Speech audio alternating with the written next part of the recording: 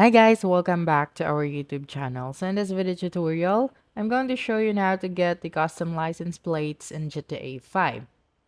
So first of all, you'll need to visit the official license plate creator website. And then log in using your Rockstar Games social club credentials. And then you will get an option to start a new order.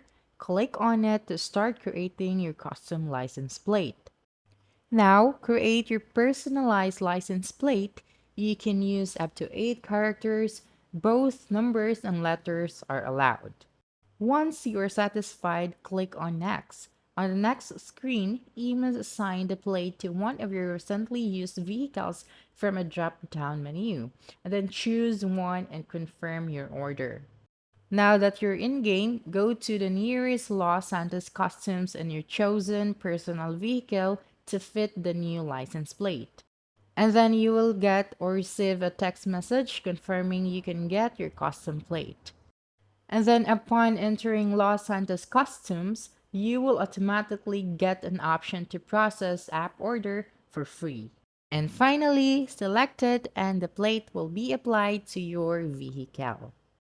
So that's it. Don't forget to subscribe to our YouTube channel for more video tutorials in the future. Bye bye.